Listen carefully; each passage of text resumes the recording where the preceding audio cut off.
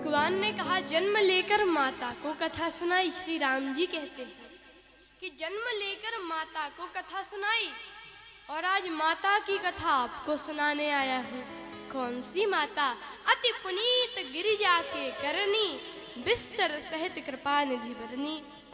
बताया कि माता गिरिजा आपके लिए इतना घनघोर तप कर रही हैं, तो आप उन पर प्रसन्न हो जाइए और उनसे विवाह कर दीजिए। भगवान ने कहा कि फिर प्रभु उचित तो नहीं है, लेकिन फिर भी आपकी आज्ञा सिर पे रखूंगा। भगवान बोले, सिर पे मत रखिए, गंगा जी बह रही हैं, कहीं गंगा जी के साथ ये आज्ञा ही बह गई तो कुछ ठिकाना नहीं है आपका। तो सिर में नहीं, उर में रखो। अब उर राखो जो हम कहा, उर में रखो। तो उर में रखो आप। भगवान बोले ठीक। भगवान शंकर कहते हैं कि प्रभु आप कह रहे हैं कि उर में रखो, और उर में तो खाली जगह ही नहीं है, भरा पड़ा है। कैसे? कहा कि संसार सिर में और भगवान उर में। संसार बुद्धि में है और आप उर में हैं। इसका अर्थ है कि संसार पर विचार करें और जगत और भगवान पर विश्वास करें। लेकिन हम लोग क्या करते हैं?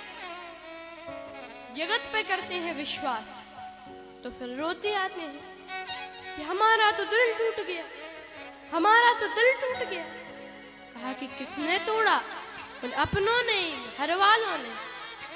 तो तुमसे कहा किसने था कि दिल लगाओ? जहां दिल लगाना चाहिए वहां पर दिमाग लगा दिया, और जहां दिमाग लगाना चाहिए वहां दिल लगा दिया। संसार पे लगाते हैं हम लोग दिल, और भगवान पे लगाते हैं बुद्धि। भगवान ऐसे हैं तो ऐसे क्यों? भगवान निर्गुण है तो साकार कैसे?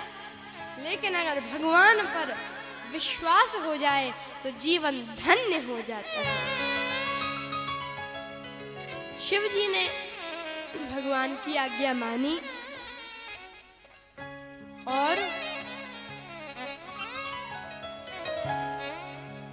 सप्त ऋषियों को बुलाया। भगवान श्री राम चले गए और सप्त ऋषियों से कहा कि जो तप कर रही है मेरे लिए पार्वती जी, उनकी आप परीक्षा लो। तो किसी ने शंकर भगवान से पूछा कि जब भगवान श्री राम आपसे कह गए हैं तो आपको क्या उनकी बात पर विश्वास नहीं है, भरोसा नहीं है? तो शंकर जी बोले, भरोसा तो है, तो फिर क्यों भेज रहे हो परीक्षा के लिए? शंकर जी बोले कि ये बात है कि सती थी ये पूर्व जन्म में, इनका नाम था सती। तो इन्होंने मेरे भगवान को बिना परीक्षा के स्वीकार नहीं किया। तो जो मेरे भगवान को बिना परीक्षा के स्वीकार नहीं करता, मैं भी उसे बिना परीक्षा के स्वीकार नहीं कर सकता। अब तो गए सप्तऋषि परीक्षा लेने और कहा कि महादेव अवगुण भवन, विष्णु सकल गुण धाम। महादेव तो अवगुण के भवन है, तुम्हारा विवाह हम विष्णु जी से कराते हैं, वे सकल गुण के धाम है। पार्वती जी ने कहा, जेहि का मन रम जाए सन, ते ही सन काम। जिसका मन जहाँ रम जाए उसी से काम। और पार्वती जी ने जब कह दिया कि जन्म कोटि लगी रगर हमारी, जन्म कोटि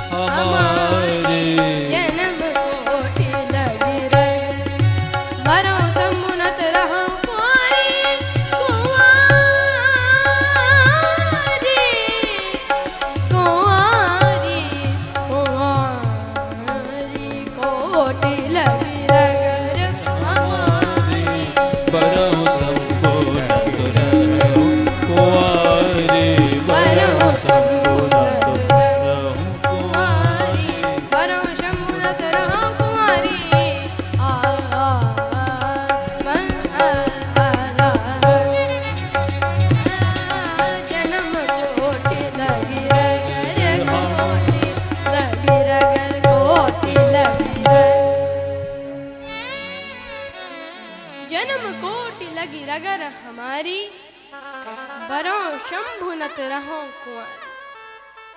अगर मुझे करोड़ों जन्म भी लेने पड़े तो मैं शंकर जी से ही विवाह करूंगी और किसी से।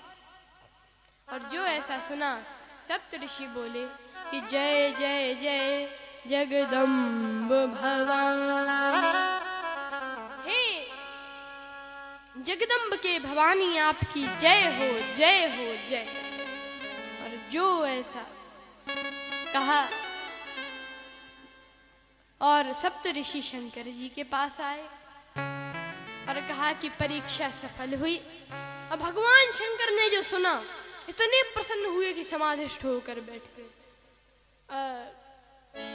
अब शंकर जी की समाधि का फायदा दो को हो रहा था, एक तो शंकर जी को और दूसरे तारकासुर को। तारकासुर को क्यों? क्योंकि तारकासुर ने वरदान मांगा है कि भगवान शिव के पुत्र से मेरी मृत्यु हो। तो तारकासुर सोचता है पुत्र तो तब होगा जब विवाह होगा, विवाह तब हो जब समाधि खुले। तो हम तो सोचते हैं लगी रहे समाधि सो अच्छा। अब वहां पर पार्वती जी के लिए आकाशवाणी हुई कि जब पिता आपको बुलाने के लिए आए आप चले जाना।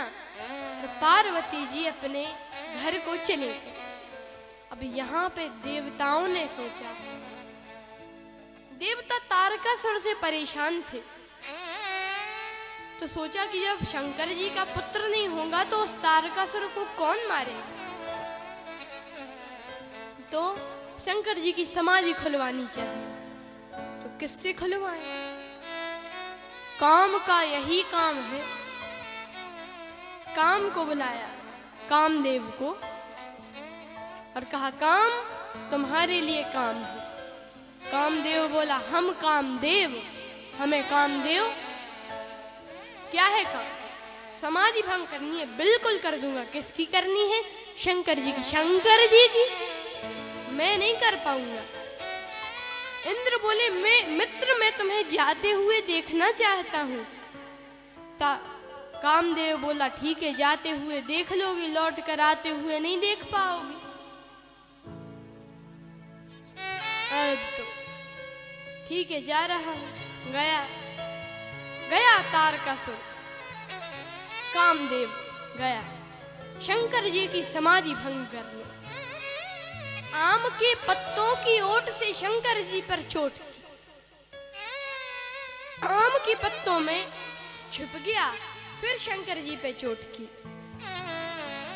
इसका अर्थ है कि काम जब भी किसी पर चोट करता है तो किसी ना किसी की ओट से ही करता है। और जिसकी ओट से वो चोट करता है वो आम ही होता है, कोई खास नहीं होता। वो तो काम की वजह से खास प्रतीत होने लगता है। शंकर जी पर बाण वर्षा की। शंकर जी जगे, चितवत काम भयउ जरी छारा। तीसरा नेत्र खोल दिया, देखते ही काम जल गया, भस्म हो गया। अब तो भगवान शंकर की समाधि खुली, तभी सब देवता और रति आई। काम की पत्नी रति वो आई, भगवान शिव से प्रार्थना की। भगवान शिव ने कहा कि जब यदुवंश कृष्ण अवतारा, हो यही हरण महामहि भारा। कृष्ण तनय हो यही पति तोरा, वचन अन्यथा होए न मोरा। जब द्वापर युग में भगवान शिव का जन्म होगा तब भगवान शिव का बेटा तुम्हारा कामदेव तुम्हारा पति होगा। रति कवनी सुनि शंकर वाणी। अब आए देवता